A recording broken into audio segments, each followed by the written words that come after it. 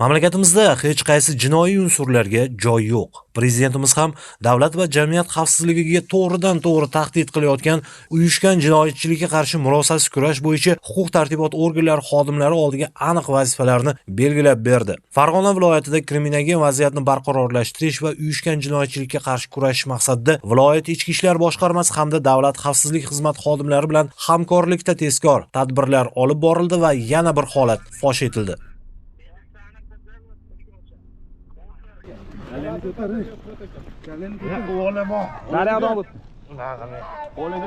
Ma'lum bo'lishicha, joriy yilning 28-yanvar kuni Farg'ona tumani Oqbilol qishlog'ida yashovchi ushbu fuqaro Farg'ona shahrida yashovchi mana bu tanishiga qo'ng'iroq qilib, undan Quva tumanida yashovchi shaxs qarzdor ekanligini, ushbu qarzni olishda amaliy yordam berishini so'raydi.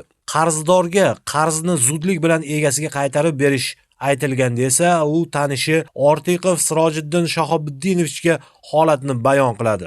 Ortiqov ham masalani ko'cha yechimi bilan hal qilish uchun tanishi Soliyev Nodir Nosirovichga murojaat qilgan va u orqali Farg'ona shahrida yashovchi aka-uka Ilhomjon va Arabjon Mamirovlarga xabar qilinadi. Natijada aka-uka Mamirovlar yaqin aloqalar bilan birga Farg'ona shahrida yuqoridagi 2 nafar shaxslar bilan ko'rishib, ularni Quva tumanidagi meva bog' hududiga olib ketishgan. U yerda qo'rqitib, tan jarohati yetkazishib, qarz to'liq qoplanganligi to'g'risidagi tilxatni majburan yozdirib olishgan.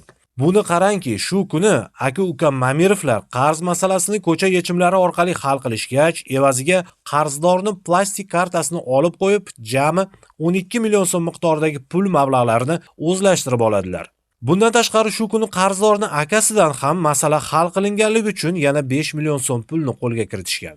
Mazkur holat yuzasidan hamkorlikda olib borilgan tezkor qidiruv tadbirlari natijasida jinoyatni sodir qilishda gumonlangan Mamirov Arabjon Nabijon o'g'li, Soliyev Qodir Nosirovich hamda Ortiqov Sirojiddin Shahobuddinovich qo'lga olinib, Jinoyat protsessual kodeksining 221-moddasi tartibida ushlandi. Hozirda Mamirov Ilhomjon Nabijonovichni ushlash choralari ko'rilmoqda. Hurmatli fuqarolar, agarda siz ham yuqorida nomlari keltirilgan shaxslardan jabrlangan bo'lsangiz, yaqin oradagi ichki ishlar organlariga yoki 70 kodi bilan 056 18 34, 90 kodi bilan 277 11 20, 73 kodi bilan 244 02 40 va 102 raqamlariga qo'ng'iroq qilib xabar bering. Ogoh bo'ling, jinoyatga javobgarlik muqarrardir.